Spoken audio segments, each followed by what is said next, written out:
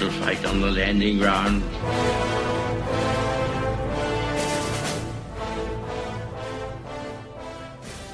Thank you for joining us. You are listening to A Radio, and this is The Morning Moment. Please click on the follow button on Spreaker.com. This piece, in my opinion, is absolutely brilliant. It's from Tom Quiggin, and he's published on the Mackenzie Institute webpage, and I will put a link to this as always. But I urge you all to read the whole piece. It's a complete eye-opener, or should be. All I will say is, what the heck are these politicians doing? They either know this and are complicit, in which case they should be swiftly dealt with, or, which I find even more disturbing, they are ignorant of the situation, which, like me, I'm sure you find hard to believe. Here's the piece. It's entitled Muslim-Brotherhood in Canada, Civilization, Jihad. Canada has produced a series of individuals who have become suicide bombers, ISIS propagandists, jihadists, fighters in a variety of conflict zones. How is this radicalization occurring? This is unclear to many observers. It is worth noting, however, that Canada has a series of deep networks which have ideology, money and infrastructure to support their objectives of developing extremism. They have the ability to create political, social and cultural spaces for extremism to flourish.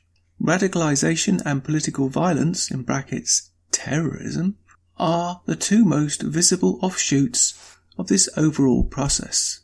The most advanced networks in Canada are operated by the Muslim Brotherhood, the Iranian-sponsored Jihadists, Hizb-ut-Tahrir, I don't know how you pronounce that, and the organisation structures through Wahhabist money. That's Saudi Arabian, ladies and gentlemen. Of these, the most systematic threat to Canada may come from the Muslim Brotherhood.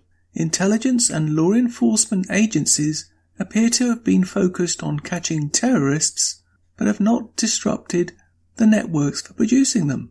The Muslim Brotherhood, a Sunni-aligned extremist organisation, may be the largest and most effective of these groups in Canada, with some 700 oath allegiance, or bayat, swearing members, and thousands more followers in Canada. The front organisation for the Muslim Brotherhood operates a series of 4 mosques, prayer rooms, schools, culture centres, and federally registered charities. Members of the Muslim Brotherhood, and I'm not going to pronounce that, are often referred to as Ikhwani, and the group is the Ikhwan.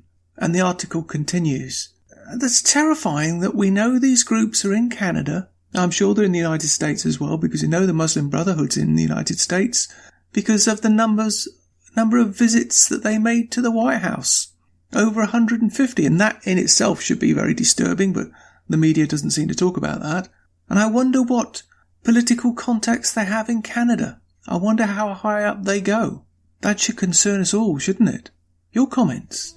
You can find more at aradio.wordpress.com, where you can find links to us on Twitter, Facebook, Instagram, iTunes, iHeartRadio, Gab and email. We are continuing to reach out to you, so please pass on the links. Please click on the follow button on Spreaker.com.